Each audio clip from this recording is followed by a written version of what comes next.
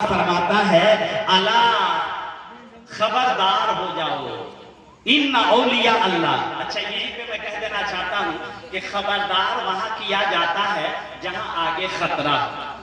میں دیکھا ہوں روڈ پہ کہ جہاں روڈ ٹوٹ جاتا ہے وہاں پہ ایک لال جھنڈا لٹکا دیا جاتا ہے۔ لال جھنڈا یہ نشانی ہوتی ہے کہ تم خبردار ہو جاؤ، اس لیے کہ ادھر خطرہ، ادھر آؤ گے تو تم ہلاک ہو جاؤ۔ بجلی کے کھمبوں پہ بھی جہاں ٹرانسفارمر لگا رہتا ہے لکھا رہتا ہے خطرہ، کیا مطلب ہے بھائی؟ کیا خطرہ ہے؟ تو خطرہ اس لیے لکھا رہتا ہے کہ اس بجلی سے ٹکراؤ گے تو تمہارا جان ہلاک ہو جائے گا۔ بلا طول تفصیل میں کہہ دینا چاہتا ہوں کہ جس طریقے سے بجلی سے ٹکراؤ گے تمہارا جان ہلاک ہو جائے گا۔ اللہ نے اپنے نیک بندوں کا تذکرہ کیا اور خبردار اس لیے کر دیا کہ اگر میرے نیک بندوں سے تم ٹکراؤ گے تو تمہارا ایمان ہلاک ہو جائے گا، تیرا ایمان برباد ہو جائے گا، اس لیے میرے نیک بندوں سے ٹکرانے کی کوشش مت کرنا، خبردار ہو جاؤ۔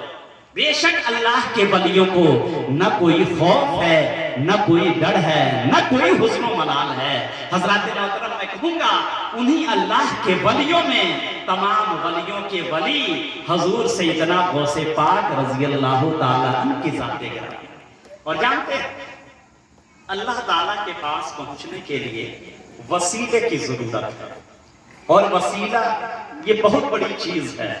آپ دیکھیں کہ یہ قرآن جو ہے اللہ نے نازل فرمایا، کس پہ نازل فرمایا؟ ہمارے نبی پہ نازل فرمایا، لیکن اللہ بھی وسیلے کے قائل ہے۔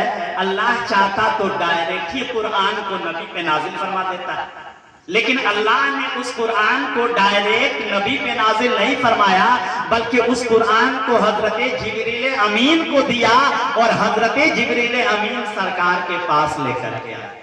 تو یہاں سے یہ بھی معلوم ہوا کہ اللہ بھی وسیلے کے قائل ہے، اور وسیلے سے ہم اللہ تک پہنچ سکتے ہیں۔ حضور سیدنا غوث پاک رضی اللہ تعالیٰ عنہ ہیں، آپ دریا میں مسلح کو ڈال دیتے تھے اور دریا پار کرنے لگتے تھے۔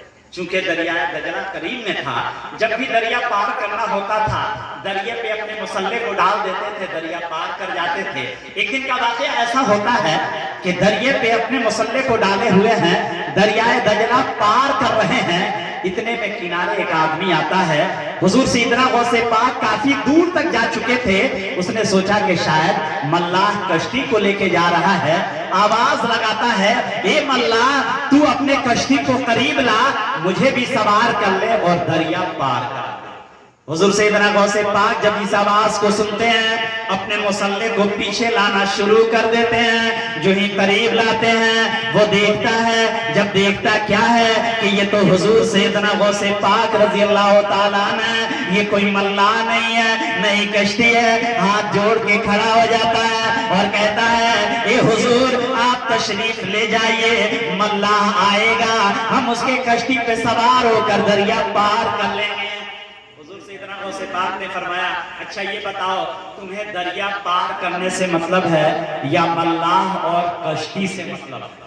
اس نے کہا کہ حضور سیدنا غوث پاک مجھے تو دریا پار کرنے سے مطلب ہے۔ حضور سیدنا غوث پاک فرماتے ہیں تم میرے قریب آؤ، اور قریب بلا لیتے ہیں، کہتے ہیں میرے مسلح پہ کھڑے ہو جاؤ اور میں تمہیں ایک وظیفہ دے رہا ہوں، جب تک دریا تم پار نہ کرنا تب تک اس وظیفے کا ورد کرتے رہو۔ حضور سیدنا غوث پاک نے فرمایا کہ میرے مسلح پہ کھڑے ہو جاؤ اور یا غوث یا غوث یا غوث یا غوث یا غوث پڑھتے رہو۔ مسلح پہ کھڑا ہو جاتا ہے، یا غوث پڑھنے لگتا ہے، پڑھتے پڑھتے جب بیچ دریا میں پہنچتا ہے اتنے میں شیطان آ جاتا ہے۔ شیطان کو آپ لوگ جانتے ہیں نا، کبھی بھی اچھا کام کرائے نہیں دیتا ہے، غلط ہی کام کر دیتا ہے۔ نماز پڑھنے کے لیے جائیے گا تو بہکانا شروع کر دیتا ہے، کہاں نماز پڑھنے جائے گا، چلو ادھر۔ صبح اگر اذان ہو جائے آپ سوئے رہتے ہیں تو آپ کا پیر دبانا شروع کر دیتا ہے کہ اٹھنا مت، خوب آرام سے سو، میں پیر دبا رہا ہوں۔ تو شیطان کا کام ہے بندے کو نیکیوں سے روکنا اور برائی کا کام کرنا۔ آیا شیطان اب اس کو بہکانا شروع کر دیتا ہے، اور جانتے ہیں کہتا ہے کہا یا غوث کر رہا ہے، अरे तुम्हें तो अल्लाह ताला में पार करा रहा है, दरिया तो अल्लाह ताला पार करा रहा है। या गौस क्या कर रहा है? अरे या अल्लाह का भी समझा के ठीक है, समझा बताइए हमरा के देखा नहीं या गौस को आता ना या अल्लाह में कहे के चाहिए, उसके भी समझ में आ गया।